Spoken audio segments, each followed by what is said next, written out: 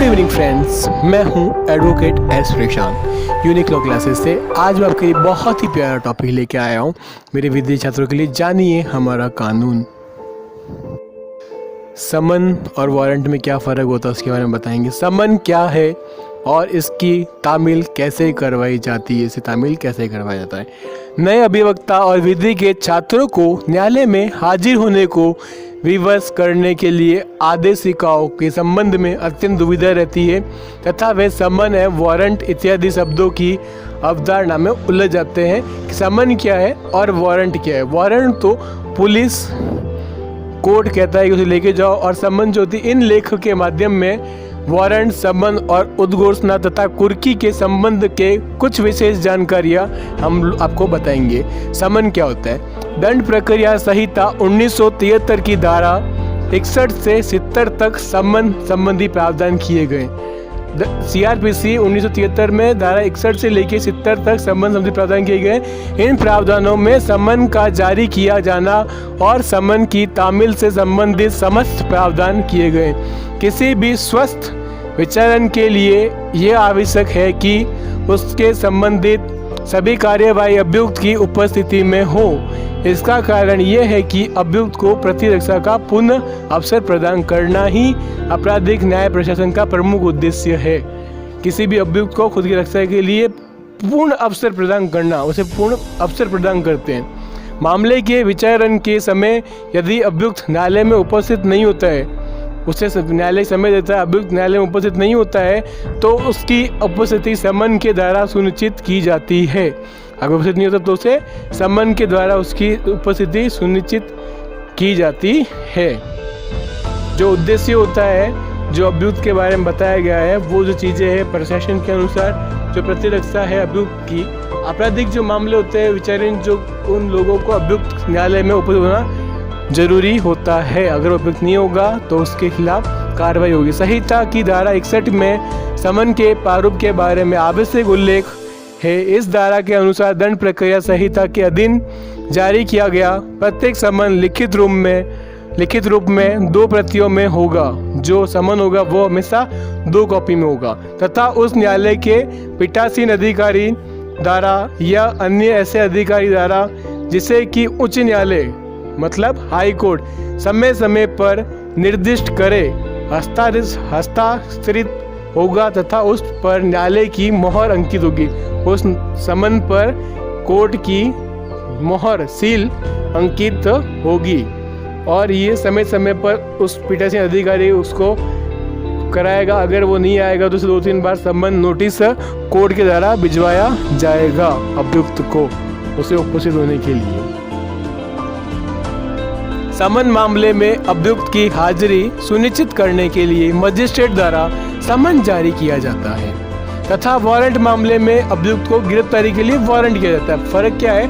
Magistrate समन जारी करेगा उसकी हाजिरी के लिए, जब अभियुक्त को बुलाना है, उपस्थित करना है तो क्या करेंगे? समन जारी करेंगे। वारंट मामले अभियुक्त की गिरफ्तारी के लिए वारंट जारी किया जाता है। जब वारंट कब करेंगे? जब अभियुक्त को गिरफ्तार करना हो। किंतु मजिस्ट्रेट निश्चित रूप से इस नियम का अनुपालना करने के लिए बाध्य नहीं है, उसको फोर्स नहीं है, रोक नहीं है। बस सविवेक अपनी बुद्धि के अनुसार, गंभीरता के अनुसार समन मामले में भी वारंट जारी कर सकता, समन मामले के अंदर भी वारंट जारी कर सकता है।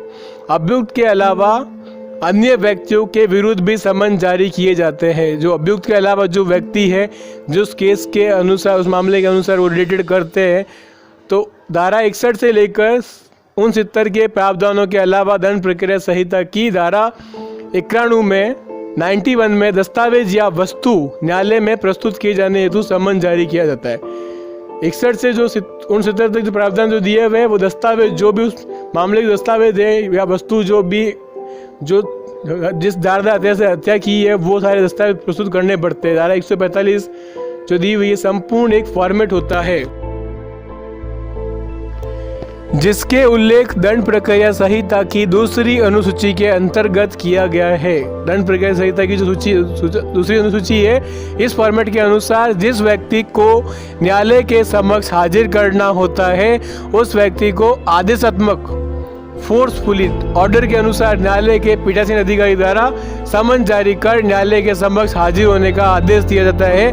इस व्यक्ति को 15 दिन में कोर्ट में हाजिर होना अनिवार्य है। ठोस तरीके से समन जिस व्यक्ति को न्यायालय में हाजिर होने का आदेश किया जाता है उसका संपूर्ण उल्लेख होता है। जिस व्यक्ति को न्यायालय द्वारा हाजिर होने के लिए समन भेजा जाता है उसका नाम, पता, पिता का नाम, आयु, जिस व्यक्ति को समन भेजा उसका नाम, पता, पिता का नाम, आयु, उसका बिजनेस क्या है, धंधा क्या है, गवर्नमेंट जॉब, किस मामले में न्यायालय में बुलाया जा रहा है उस मामले का भी उल्लेख किया जाता है कि उसको किस मामले, किस केस के रिलेटेड बुलाया जा रहा है, उसके उस केस के लिए उसके बारे में उसको उल्लेख किया जाता है उस समन के अंदर, और बताया जाता है कि आपको न्यायालय में आना अनिवार्य है और उपस्थित होना, आपको उपस्थित होना पड़ेगा। अगर आप उपस्थित नहीं होते हैं तो कोर्ट आपके खिलाफ कानूनी कार्रवाई करने के लिए बाध्य है। समन को न्यायालय का एक उदारपूर्वक निमंत्रण भी माना जा सकता है। समन जो है न्यायालय का उदारपूर्ण जो निमंत्रण आपको बुलाने के लिए इन्विटेशन कार्ड, शादी में बुलाते क्या देते, शादी में कार्ड देते हैं, उसी प्रकार कोर्ट में बुलाने के लिए आपको समन भेजा जाता है। क्योंकि न्यायालय आदरपूर्वक किसी व्यक्ति को न्यायालय में हाजिर होने के लिए आदेश करता है।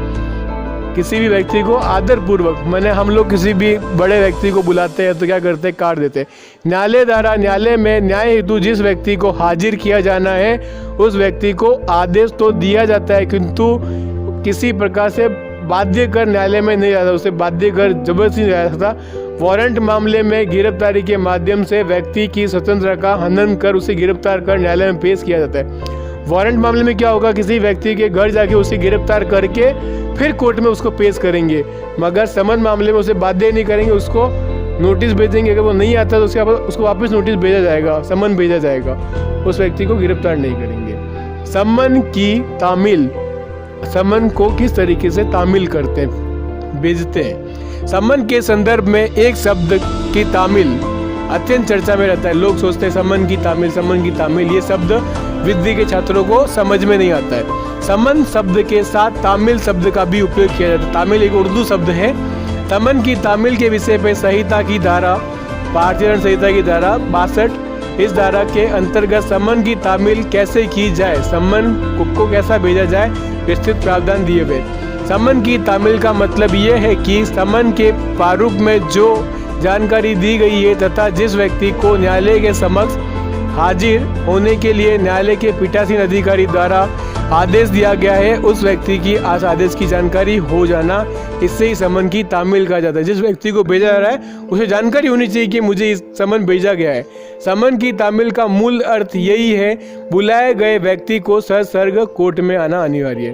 रीति के अनुसार प्रत्येक समन की तामील पुलिस अधिकारी द्वारा फिर राज्य सरकार द्वारा निर्मित नियमों के अधीन समन जारी करने वाले न्यायालय के किसी अधिकारी द्वारा, किसी अन्य लोक सेवक द्वारा भी की जाएगी।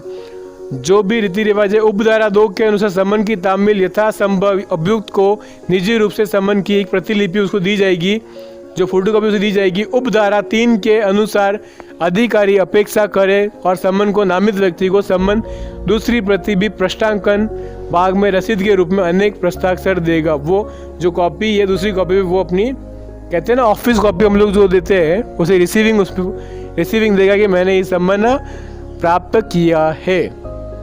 दूसरी प्रति पे अधिकारी अपेक्षा करता है कि उस समन की नामित जो व्यक्ति है समन की तामील के लिए गिरफ्तारी वारंट के बाती अभियुक्त के भवन में नहीं घुसा जा सकता। वारंट के समय तो आप किसी भी व्यक्ति के घर में जाके उसे वारंट दिखा के पुलिस उसे गिरफ्तार कर सकती है, मगर समन की तामील के लिए गिरफ्तारी वारंट के बाद उस समान आप लोग अभियुक्त के घर में नहीं घुसा सकता। अभियुक्त को आदेश देकर समन की तामील नहीं हो सकती, आदेश नहीं हो सकते।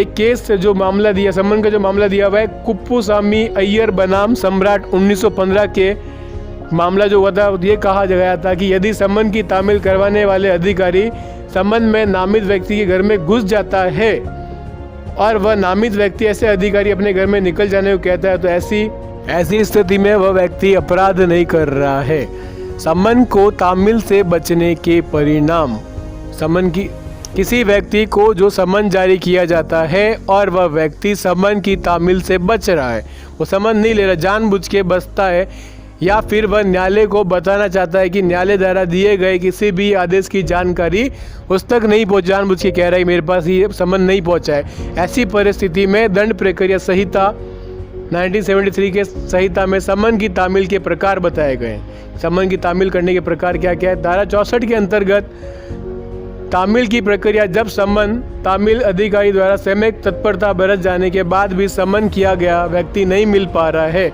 ऐसी परिस्थिति में ऐसे पुरस्व वयस्क सदस्य को समन की एक प्रति देकर दूसरी प्रति के पिछले भाग उसके हस्ताक्षर लिए जाएंगे।